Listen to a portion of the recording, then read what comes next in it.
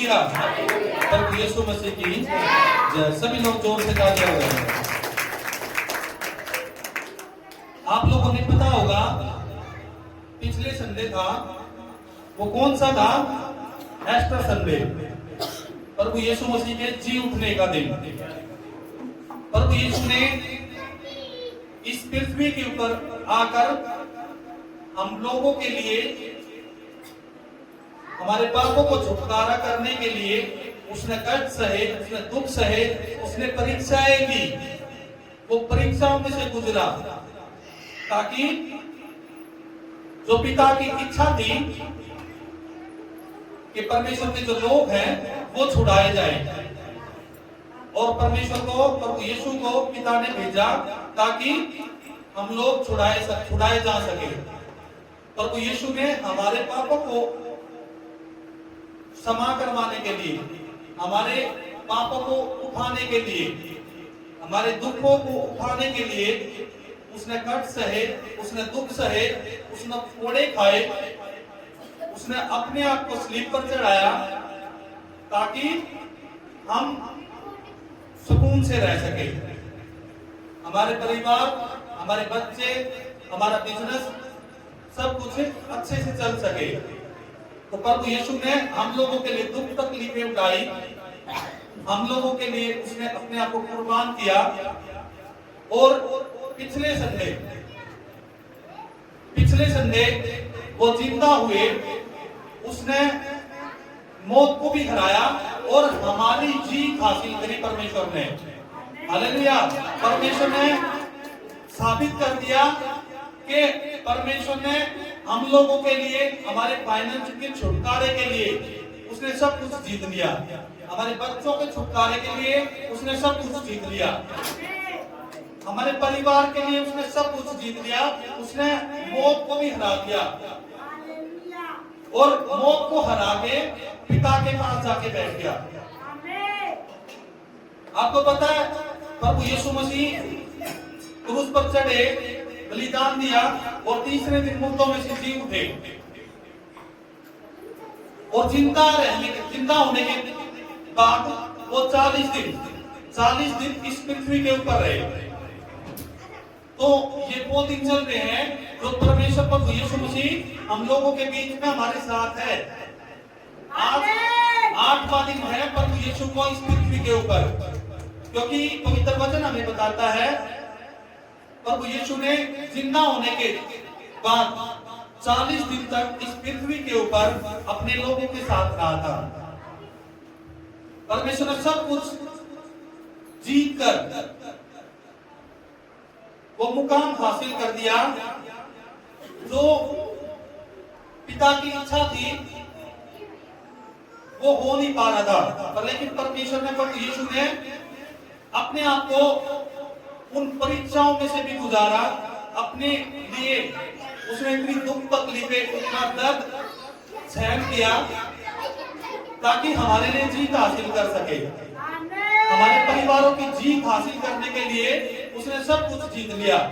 हमारे बच्चों की जीत हासिल करने के लिए वो सब कुछ जीत के आज हमारे बीच में खड़ा हुआ है। मैंने आपको पिछले हफ्ते बताया था कि प्रभु यीशु मसीह जिंदा होने के बाद आपको दिखाई देगा। हालेलुया। अगर मैंने पिछले हफ्ते आपको वचन में बताया था, अगर आप रो के सच्चे हृदय से अगर परमेश्वर को पुकारोगे तो परमेश्वर आपको जरूर दिखाई देगा। आप लोगों को पता है प्रभु यीशु की परीक्षा हुई थी? कितने लोगों को पता है?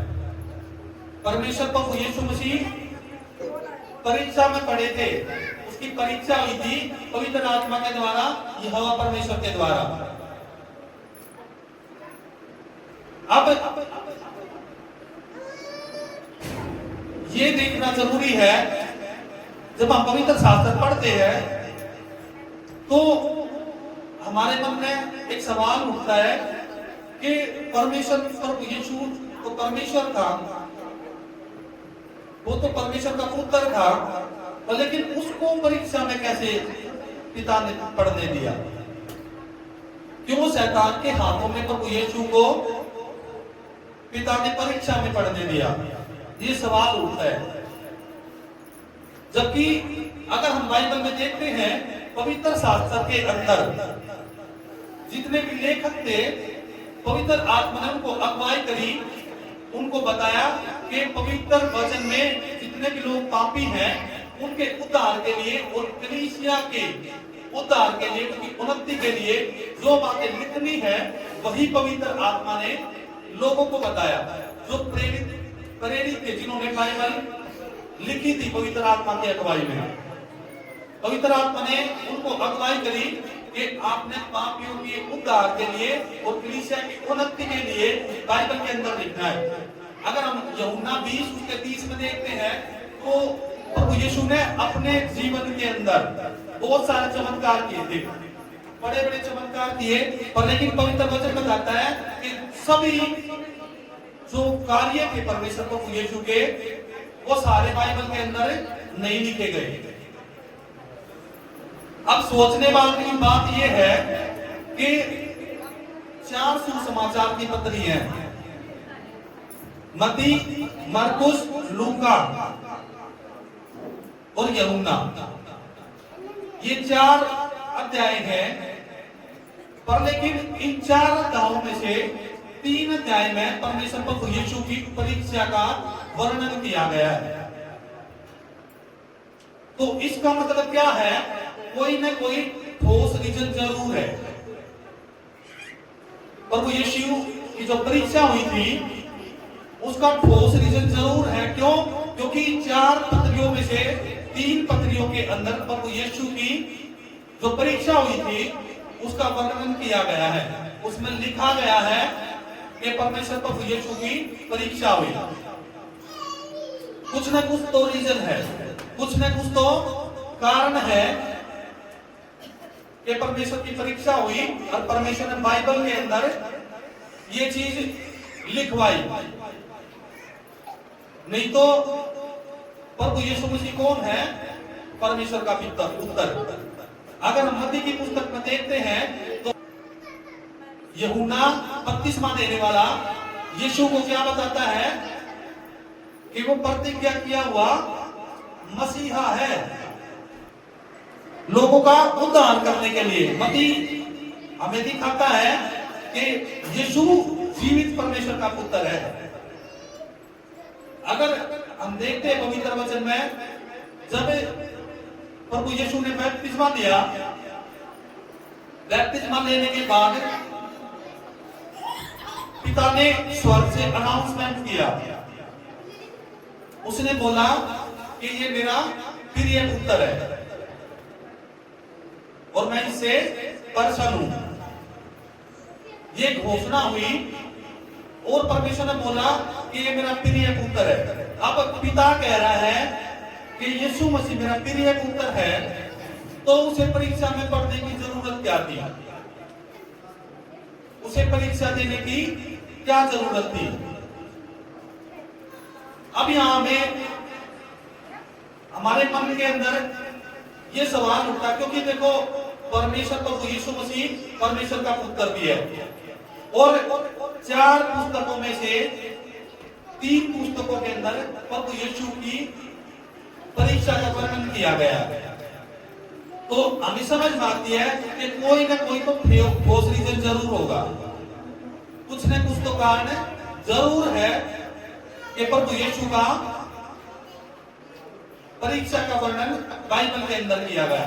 क्योंकि पवित्र शास्त्र हमें बताता है कि पवित्र आत्मा ने, जो लेखक थे, पवित्र शास्त्र लिखने वाले, पवित्र आत्मा ने उनको अगुवाई करी कि आपने पापियों के उद्धार के लिए और कलीसिया की उन्नति के लिए लिखना है। अगर हम बाइबल में देखते हैं तो ये सब लिखा हुआ है, पर लेकिन प्रभु यीशु की परीक्षा लिखी हुई है तो कोई ना कोई रीजन है। अब इससे हमें समझ में आता है कि परमेश्वर ने प्रभु यीशु को जंगल में परीक्षा के लिए क्यों भेजा? क्योंकि परीक्षा का वर्णन लिखा हुआ है और एक नहीं 3 पुस्तकों में लिखा हुआ है। तो ये सवाल तो उठेगा ही कि परमेश्वर प्रभु यीशु को जंगल में क्यों भेजा गया परीक्षा के लिए? हालेलुया। और दूसरा सवाल क्या उठता है दूसरा सवाल ये उठता है कि मसीहा की परीक्षा का वर्णन बाइबल में करने का क्या उद्देश्य था परमेश्वर का? उसका रीजन क्या था? उसका कारण क्या था कि यीशु की परीक्षा का वर्णन बाइबल के अंदर लिखा गया? ये दो क्वेश्चन हमारे सामने खड़े होते हैं। जब हम समझते हैं, ध्यान से देखते हैं, तो हमें समझ आता है।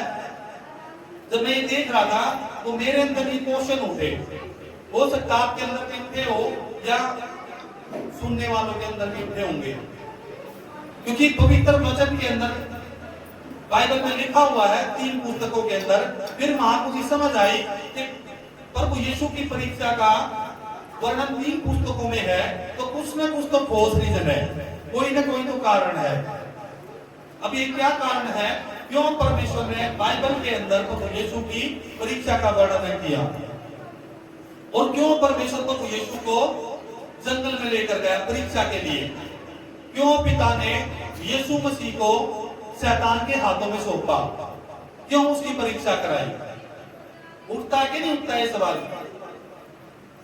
मेरे मन में सवाल उठा था, इसलिए मैंने जब देखा तो मुझे पता चला, परमेश्वर मुझे बताया कि परमेश्वर प्रभु यीशु का इस परीक्षा के में पढ़ने का मतलब क्या था, क्या उद्देश्य था, क्या परमेश्वर हमें बताना चाह रहे थे? परमेश्वर कहता, क्योंकि परमेश्वर अपने लोगों को आदर्श देना चाहते थे ताकि वे अपने सामने आने वाली परीक्षा को बेहतर ढंग से समझ सके और उनका सामना कर सके। शैतान ने परमेश्वर प्रभु यीशु की परीक्षा की, उसको प्रलोभन दिया, उसको लालच दिया। परमेश्वर हमें दिखाना चाहते हैं, हमें बताना चाहते हैं कि जैसे प्रभु यीशु की परीक्षा हुई है, वो परीक्षा शैतान आपकी भी ले सकता है। इसलिए परमेश्वर ने प्रभु यीशु को इंसान के रूप में भेजा ताकि वो दिखा सके कि एक इंसान के साथ क्या क्या हो सकता है, किस किस तरीके से प्रभु यीशु मसीह परीक्षा में पड़ा। शैतान कैसे प्रभु यीशु को लुभाता है, कैसे उसको लालच देता है, कैसे उसकी परीक्षाएं होती है। अगर हम पवित्र वचन में देखते हैं तो मत्ती की पुस्तक उसका 4वां अध्याय उसकी पहली आयत। तब उस समय आत्मा यीशु को जंगल में ले गया ताकि इब्लीस से उसकी परीक्षा हो। वह 40 दिन और 40 रात निराहार रहा। अंत में उसे भूख लगी। तब परखने वाले ने पास आकर उससे कहा, यदि तू परमेश्वर का पुत्र है तो कह दे कि ये पत्थर रोटियां बन जाएं। उसने उत्तर दिया कि लिखा है कि मनुष्य केवल रोटी ही से नहीं परंतु एक वचन से जो परमेश्वर के मुख से निकलता है जीवित रहेगा। यहाँ पे क्या लिखा है?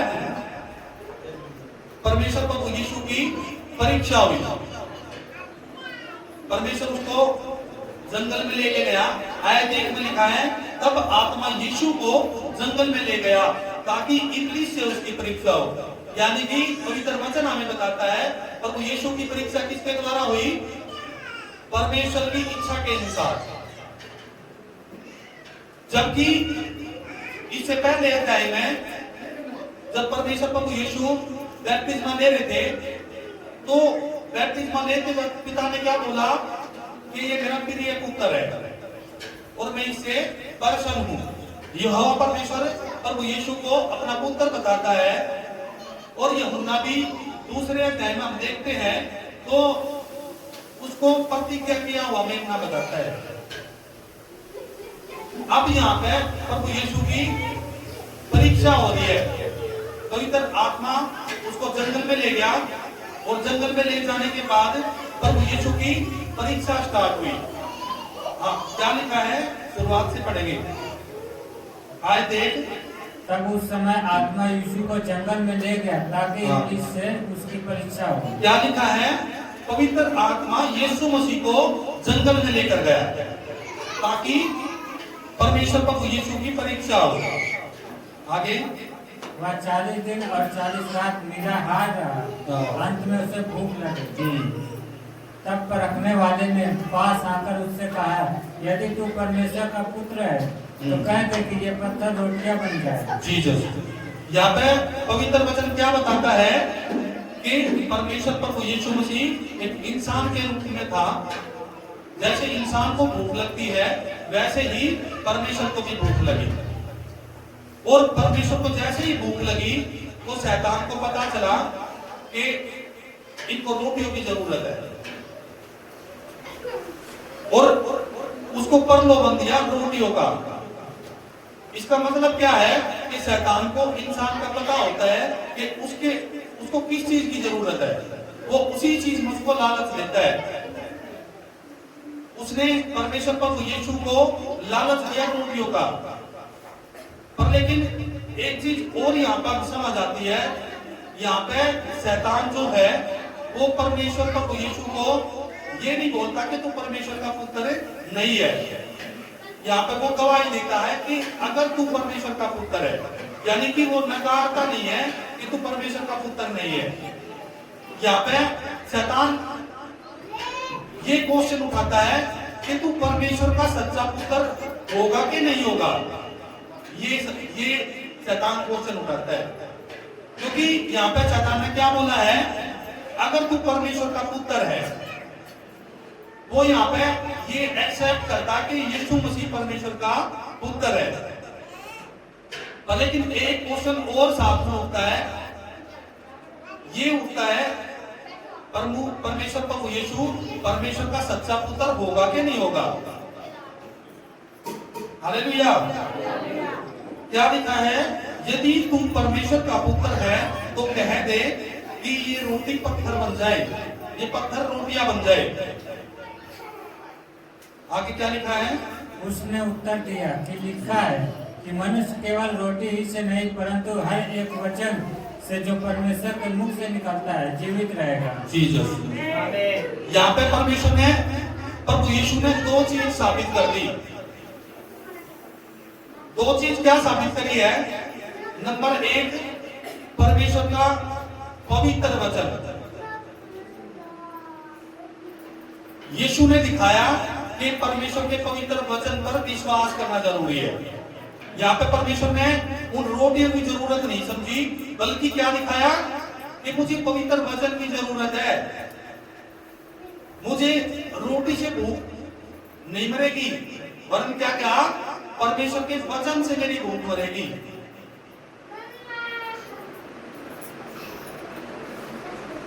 और दूसरा क्या किया, परमेश्वर ने प्रभु यीशु ने अपने आप को साबित किया कि मैं निर्दोष हूं, यानी कि मैं पाप में नहीं पड़ा। उसने अपने आप को पाप में नहीं गिरने दिया, परीक्षा में उसने सफल होकर दिखाया। हालेलुया। जबकि शैतान ने उसको बोला कि तू परमेश्वर का पुत्र है, अगर तू परमेश्वर का पुत्र है तो इन पत्थरों से कह कि ये रोटी बन जाए। लेकिन परमेश्वर ने क्या बोला, लिखा है मनुष्य का पेट रोटी से नहीं परंतु परमेश्वर के पवित्र वचन से भरता है। यहाँ पे यीशु मसीह ने दो बातें साबित करी है। नंबर एक, कि परमेश्वर का पवित्र वचन बहुत अहमियत है एक विश्वासी के लिए, एक इंसान के लिए, हर एक जन के लिए पवित्र वचन बहुत अहमियत है। और दूसरा प्रभु यीशु ने यहाँ पे साबित कर दिया, परीक्षा में वो सफल हो गया। हालेलुया। आगे क्या लिखा है, तब इब्लीस उसे पवित्र नगर में ले गया और मंदिर के कंगूरे पर खड़ा किया और उससे कहा, यदि तू परमेश्वर का पुत्र है तो अपने आप को नीचे गिरा दे, क्योंकि लिखा है कि वह तेरे विषय में अपने स्वर्गदूतों को आज्ञा देगा और वे तुझे हाथों हाथ उठा लेंगे, कहीं ऐसा न हो कि तेरे पांव में पत्थर से ठेस लगे। यहाँ पे शैतान ने दोबारा परमेश्वर को परखने की कोशिश करी, दोबारा उसकी परीक्षा ली और उसको मंदिर के कंगूरे पे एक चट्टान ऊपर ले जाके खड़ा कर दिया और उसको क्या बोला अगर तू परमेश्वर का पुत्र है तो अपने आप को नीचे गिरा दे, क्योंकि पवित्र वचन हमें बताता है कि जब तू गिरेगा तो तुझे स्वर्गदूत उठाने आएंगे। लिखा है तुझे हाथों हाथ उठा लेंगे, ऐसा ना हो कि तेरे पांव में पत्थर से ठेस लगे। यहाँ पे परमेश्वर प्रभु यीशु की दोबारा परीक्षा हुई। इसका मतलब क्या है? अगर आप परीक्षा में पढ़ते हो, पहली बार आपने शैतान को हरा दिया, शैतान दोबारा परीक्षा लेने आता है। दोबारा परमेश्वर प्रभु यीशु की परीक्षा हुई और दोबारा परमेश्वर ने क्या किया? क्या बोला परमेश्वर ने?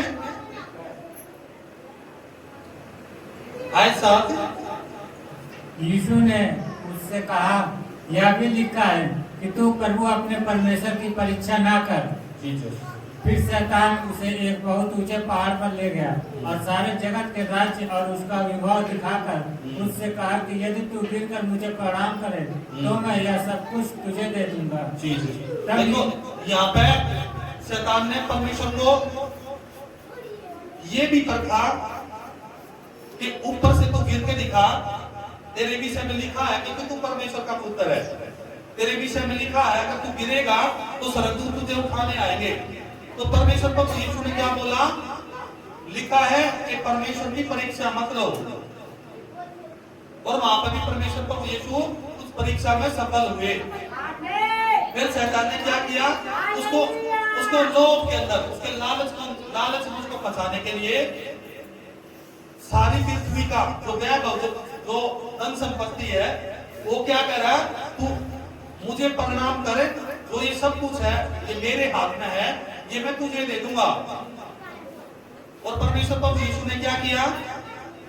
तब यीशु ने उससे कहा, हे शैतान दूर हो जा, क्योंकि लिखा है कि तू प्रभु अपने परमेश्वर को प्रणाम कर और केवल उसी की उपासना कर। तब शैतान उसके पास से चला गया और देखो स्वर्गदूत आकर उसकी सेवा करने लगे। आमीन। यहाँ पे परमेश्वर ने परीक्षा हुई, यहोवा परमेश्वर के द्वारा पवित्र आत्मा उसको जंगल में लेकर गया। परमेश्वर प्रभु यीशु की परीक्षा हुई, उसको लोभ भी दिया गया, उसको लालच भी दिया गया, लेकिन परमेश्वर प्रभु यीशु ने उस परीक्षा को क्या किया? पास की। उस परीक्षा में पास हो गया और सफल हुआ, और परमेश्वर का वो पुत्र बना जिसके अंदर पापियों को छुड़ाने का और मसीहा बनने का सारे गुण थे। क्योंकि परमेश्वर की परीक्षा हुई प्रभु यीशु की, और परीक्षा में प्रभु यीशु क्या हुआ? पास हुआ। प्रभु यीशु ने दिखाया कि उसके अंदर वो सारे गुण हैं जो पिता को चाहिए उन पापियों को छुड़ाने के लिए, मसीहा बनने के लिए। परमेश्वर प्रभु यीशु के अंदर वो सारे गुण थे, और परमेश्वर ने परीक्षा हुई, और परीक्षा होते ही वो पास भी हुआ और सब कुछ हुआ, और परमेश्वर का सच्चा पुत्र कहलाया। बात यहाँ पे खत्म नहीं होती, बात उठती है परमेश्वर प्रभु यीशु की परीक्षा होने से पहले दो लोगों की और परीक्षा हुई थी। पवित्र वचन में हम देखते हैं तो प्रभु यीशु को पिता ने क्या बोला? ये मेरा प्रिय पुत्र है। प्रभु यीशु को परीक्षा में लेकर गया, और परीक्षा में पास भी हुआ परमेश्वर, और सफल भी हुआ, और पिता की नजर में परफेक्ट भी बना। लेकिन वही दो जने और थे जिसकी परीक्षा परमेश्वर ने ली थी, उनको पुत्र बनाया था, और वो पूरी तरीके से फेल हुए थे। उनमें से एक है इस्राएल। अगर हम पवित्र वचन में देखते हैं निर्गमन 4 उसका 22, उसमें परमेश्वर कहता है कि इस्राएल मेरा प्रिय पुत्र है। पवित्र वचन निकालेंगे, निर्गमन 4 उसका 22, जहां प्रभु यीशु की परीक्षा हुई और वो सफल हुआ। वहां पहले परमेश्वर प्रभु यीशु से पहले पिता ने 2 जनों की और परीक्षा ली थी। परमेश्वर ने उनको अपना पुत्र बनाया था। मैंने बोला था ना कि परमेश्वर प्रभु यीशु को पिता जंगल में क्यों लेकर गया? ये सवाल उठता है। ये सवाल इसलिए उठता है क्योंकि परमेश्वर प्रभु यीशु को पिता ने जंगल में लेकर गया परीक्षा के लिए, वही इजरायलियों को भी परमेश्वर परीक्षा के लिए लेकर गया। इजरायलियों को परमेश्वर ने बोला कि इजराइल मेरा प्रिय पुत्र है। निर्गमन 4 उसका 22 पढ़ के दिखाई दे पड़ी। और तुम फिरौन से कहना कि यहोवा यो कहता है कि इस्राएल मेरा पुत्र वरन मेरा जेठा है। यहाँ पे परमेश्वर क्या कहता है कि इजराइल मेरा प्रिय पुत्र है, और इजराइल में भी इजरायलियों को भी परमेश्वर जंगल में लेकर गया। इसीलिए यहाँ पे पिता प्रभु यीशु को जंगल में लेकर गया ताकि उसकी परीक्षा हो सके, और वही इजराइल बुरी तरीके से फेल हुआ परीक्षाओं में। वही क्योंकि इजराइल भी मसीह की तरह जंगल में ले जाया गया था। जैसे मसीहा जंगल में लेकर गए, वैसे ही पिता इजरायलियों को भी जंगल में लेकर गया, जहां मसीहा पूरी तरीके से पास हुआ, वहां इजराइल के लोग फेल हुए। इजराइल भी शैतान के द्वारा परखा गया, उसको भी परलोबन दिया गया, पर लेकिन अफसोस क्या है, वो फेल हो गए, वो शैतान के चुंगल में फंस गए और कुड़कुड़ाने लगे। वो भी जंगल में भूखे छोड़े गए थे, जैसे प्रभु यीशु मसीह को जंगल में लेकर गए और वहां पर यीशु भूखा था, उसकी परीक्षा हुई परमेश्वर के द्वारा। अगर ये भूखा है, ये परमेश्वर से पीछे हटेगा कि नहीं हटेगा? फिर भी प्रभु यीशु पिता से पीछे नहीं हटा, उसके वचन को फॉलो किया। वही इजरायलियों को भी पिता जंगल में लेकर गया और इजरायलियों को वहां पे भूखा छोड़ा, लेकिन इजरायली वहां पे कुड़कुड़ाने लगे, वहां पे पूरी तरीके से फेल हो गए। अगर हम होशे 1 में देखते हैं, होशे की पुस्तक 4 बात है, उसकी एक वचन में देखते हैं, तो वहां पे भी लिखा है कि इजराइल मेरा प्रिय पुत्र है। फिर भी इजरायलियों ने क्या किया? वो परमेश्वर को देख के कुड़कुड़ाए।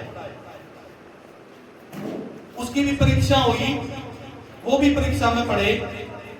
क्यों पढ़े परीक्षा में? समझ आई आप लोगों को? क्योंकि पिता जिसको पुत्र बनाता है उसकी परीक्षा लेता है। मैंने आपको बताया था प्रभु यीशु के बारे में कि पिता ने भविष्यवाणी करी कि ये मेरा प्रिय पुत्र है, उसको परीक्षा के लिए लेकर गया। यहाँ पे इजराइल को भी पिता ने बोला कि ये मेरा प्रिय पुत्र है। होशे 11 उसके 1 में भी पिता कहता है कि इजराइल मेरा जेठा है, मतलब मेरा प्रिय है। इसलिए इजराइल को परीक्षा में लेकर गया पिता जंगल में, और क्या हुआ? जंगल में जाने के बाद वो बुरी तरीके से फेल हो गए। वो परखे गए शैतान के द्वारा, वो भूखे भी छोड़े गए वहां पे, उनको लालच भी दिया गया, पर लेकिन वो जैसे मसीहा पास हुआ परीक्षा में, वे फेल हो गए पूरी तरीके से। हालेलुया। अगर हम देखते हैं व्यवस्था विवरण उसका 8 उसका 1, 2, 3 उसमें लिखा हुआ है परमेश्वर ने क्या बोला है। व्यवस्था विवरण दिखा देंगे।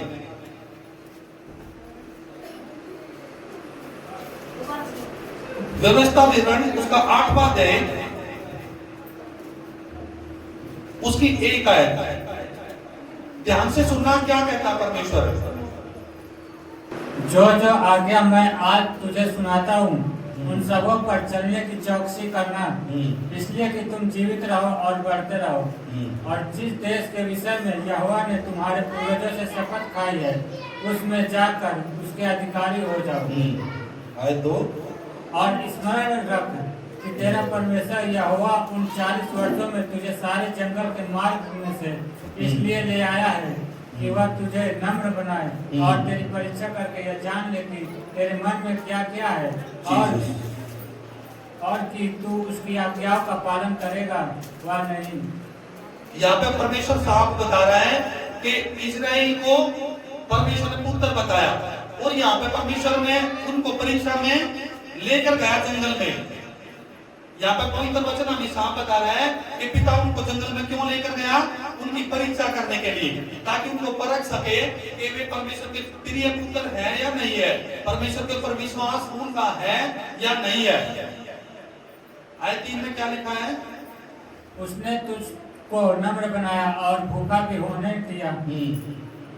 फिर वह मन्ना जिसे ना तू और ना तेरे पुरखा ही जानते थे वही तुझको खिलाया, इसलिए कि वह तुझको सिखाए कि मनुष्य केवल रोटी ही से नहीं जीवित रहता, परंतु जो जो वचन यहोवा के मुंह से निकलते हैं उन्हीं से वह जीवित रहता है। आमीन। यहाँ पर भी इस्राएलियों को परमेश्वर ने क्या बोला कि मनुष्य केवल रोटी से नहीं परंतु परमेश्वर के मुख से निकले हुए हर एक वचन से जीवित रहता है। यहाँ पे इस्राएलियों को भी परमेश्वर परीक्षा में लेकर गया। क्यों लेकर गया? क्योंकि परमेश्वर ने उसको पुत्र बनाया था, इसीलिए उसको परीक्षा में लेकर जंगल में गया ताकि ये परखे जाए। प्रभु यीशु को भी इसलिए जंगल में परीक्षा में लेकर गया क्योंकि परमेश्वर ने प्रभु यीशु को अपना प्रिय पुत्र माना था। और जरूरी था कि परमेश्वर जिसको पुत्र बनाता है उसकी परख करता है। वहां पे इजराइल पूरी तरीके से फेल हुआ और यहाँ पे प्रभु यीशु मसीह जब परीक्षा हुई तो प्रभु यीशु ने क्या किया? परीक्षा में सफल होकर दिखाया। हालेलुया। जहाँ इजराइल पूरी तरीके से फेल हुआ वहां दूसरा इजराइल जीत हासिल करके उसने मुकाम हासिल कर दिया और उसने साबित कर दिया कि यही वो सच्चा मसीहा है जो लोगों का छुटकारा कराएगा। हालेलुया। और तीसरा बंदा कौन है पवित्र शास्त्र के अंदर जो परखा गया था, जिसको परमेश्वर ने अपना पुत्र बनाया, वो है आदम।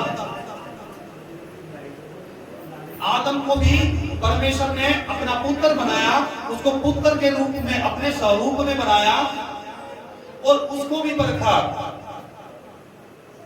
और वो भी बुरी तरीके से फेल हो गया। हालेलुया। अगर हम देखते हैं उत्पत्ति की पुस्तक उसका 3रा अध्याय उसकी पहली आयत। यहोवा परमेश्वर ने जितने बनेले पशु बनाए थे उन सब में सर्प धूर्त था और उसने स्त्री से कहा, क्या सच है कि परमेश्वर ने कहा है कि तू इस वाटिका के किसी वृक्ष का फल ना खाना? स्त्री ने सर्प से कहा, इस वाटिका के वृक्ष के फल हम खा सकते हैं, पर जो वृक्ष वाटिका के बीच में है उसके फल के विषय में परमेश्वर ने कहा है कि ना तो तुम उसको खाना और ना उसको छूना, नहीं तो मर जाओगे। तब सर्प ने स्त्री से कहा, तुम निश्चय ना मरोगे, वरन परमेश्वर आप जानता है कि जिस दिन तुम उसका फल खाओगे उसी दिन तुम्हारी आंखें खुल जाएंगी और तुम भले बुरे का ज्ञान पाकर परमेश्वर के तुल्य हो जाओगे। आगे पूरा पढ़ दो। तो जब स्त्री ने देखा कि उस वृक्ष का फल खाने में अच्छा और देखने में मनभाव और बुद्धि देने के लिए चाहने योग्य भी है, तब उसने उसमें से तोड़कर खाया और अपने पति को भी दिया और उसने भी खाया। तब उन दोनों की आंखें खुल गई और उनको मालूम हुआ कि वे नंगे हैं, तो उन्होंने अंजीर के पत्ते जोड़ जोड़ कर लंगोट बना दिए। तब यहोवा परमेश्वर जो दिन के ठंडे समय वाटिका में फिरता था उसका शब्द उनको सुनाई दिया। तब आदम और उसकी पत्नी वाटिका के वृक्षों के बीच यहोवा परमेश्वर से छिप गए। तब यहोवा परमेश्वर ने पुकार कर आदम से पूछा, तू कहाँ है? उसने कहा, मैं तेरा शब्द बारी में सुनकर डर गया, क्योंकि मैं नंगा था इसलिए छिप गया। उसने कहा, किसने तुझे चिताया कि तू नंगा है? जिस वृक्ष का फल खाने को मैंने तुझे वर्जित था, क्या तूने उसको फल खाया है? आदम ने कहा, जिस स्त्री को तूने मेरे संग रहने को दिया है उसी ने उस वृक्ष का फल मुझे दिया और मैंने खाया। तब यहोवा परमेश्वर ने स्त्री से कहा, तूने यह क्या किया है? स्त्री ने कहा, सर्प ने मुझे बहका दिया तब मैंने खाया। क्या लिखा है यहाँ पे? आदम परमेश्वर ने बनाया और क्या लिखा है कि आदम ने कहा फिर ये पुत्र है। आदम को परमेश्वर ने अपने स्वरूप में बनाया और उसको पुत्र कहा और उसकी परीक्षा ली।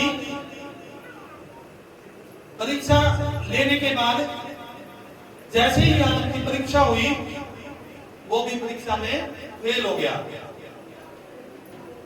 यहां पे एक बात समझ में आती है, जब आदम और हवा उस वाटिका में थे तो जाहिर सी बात है उसको परमेश्वर ने बनाया है। और जिस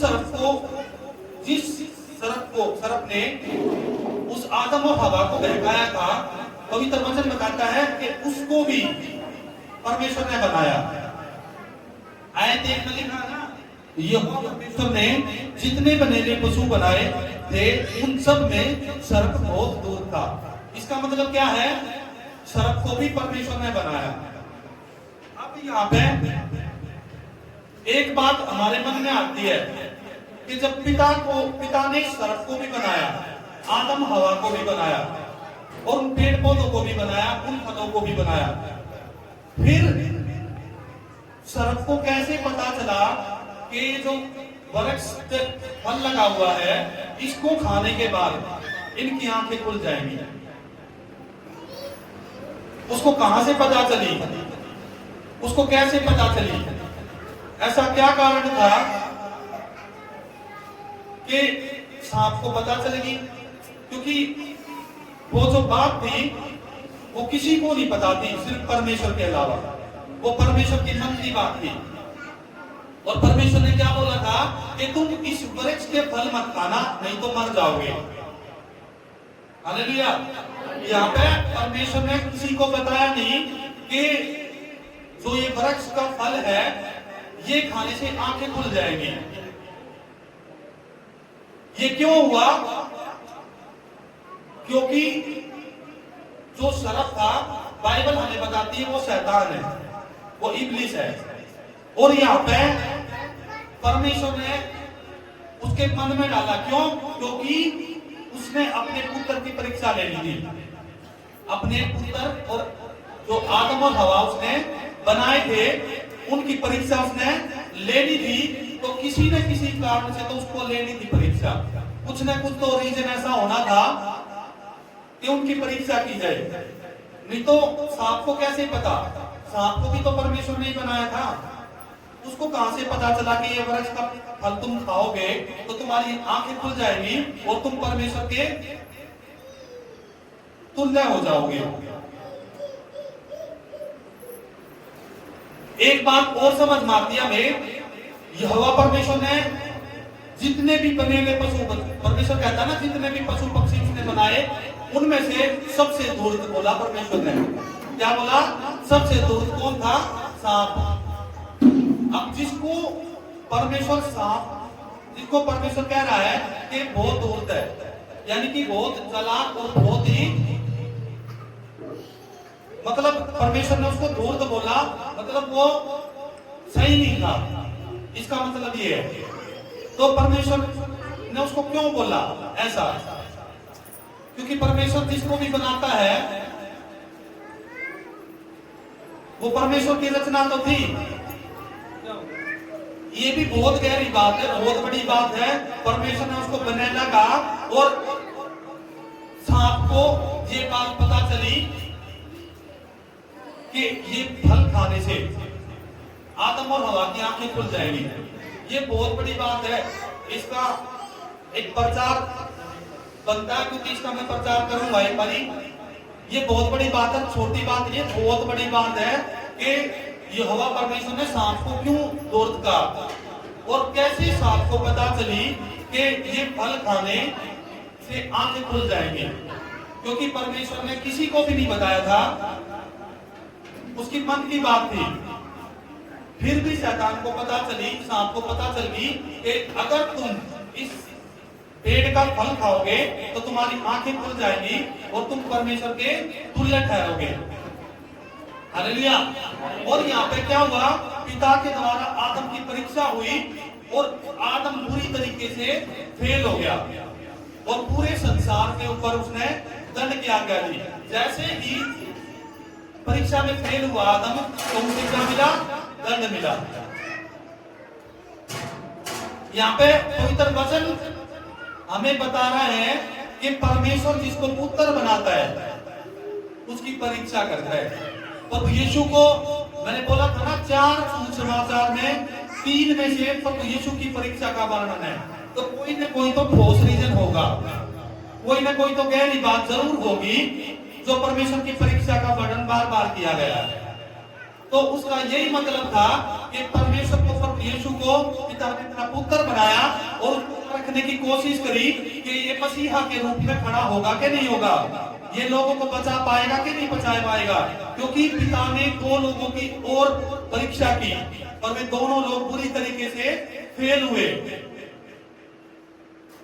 इसीलिए परमेश्वर के मन के अंदर जरा सी संख्या आई कि इसको भी मैं परख कर देखता हूं, हो सकता है मैंने दो को पुत्र बनाया और दोनों ही फेल हो गए। इसीलिए परमेश्वर प्रभु यीशु की परीक्षा की गई और परीक्षा में परमेश्वर प्रभु यीशु पास हुए और आज हमारे बीच में खड़े हुए हैं। हमारे लिए उसने कुर्बानी दी क्योंकि उसने साबित किया कि यही सच्चा मसीहा है, यही है जो हम लोगों का छुटकारा कर सकता है। पिता ने उसको परखा और परख में वो सच्चा निकला और उसने साबित किया कि मसीहा के गुण प्रभु यीशु के अंदर है। मसीहा वो बन सकता है। पिता ने उसको परखा और वो साबित कर दिया प्रभु यीशु ने कि सच्चा मसीहा प्रभु यीशु मसीह है और वो परमेश्वर का सच्चा पुत्र कह रहा है। फिर हालेलुया।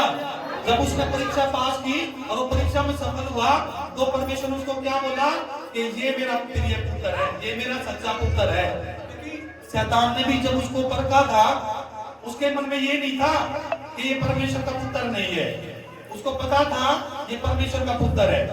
लेकिन उसने एक क्वेश्चन और उठाया था कि ये परमेश्वर का सच्चा पुत्र होगा कि नहीं होगा। क्योंकि शैतान को भी पता था कि पिता ने 2 जनों की परीक्षा पहले ले रखी है और वो दोनों उस शैतान के द्वारा लुभाए गए और वो फेल हो गए। और शैतान को यह भी विश्वास था कि मैं यीशु मसीह को भी लुभा के इसको फेल कर दूंगा, लेकिन उसको ये नहीं पता कि ये जिंदा परमेश्वर है, ये सच्चा मसीहा है जो हम लोगों को छुटकारा कराएगा। और क्या हुआ, जैसे ही प्रभु यीशु मसीह परीक्षा में पास हुए तो शैतान उसको छोड़कर भाग गया, रफा दफा हो गया, उसके सामने टिक नहीं पाया। और फिर क्या हुआ, स्वर्गदूत आके उसकी सेवा टहल करने लगे। हालेलुया। अब मेरा मेन संदेश क्या है जो मैं आप लोगों को देना चाहता हूं। पवित्र वचन में हम देखते हैं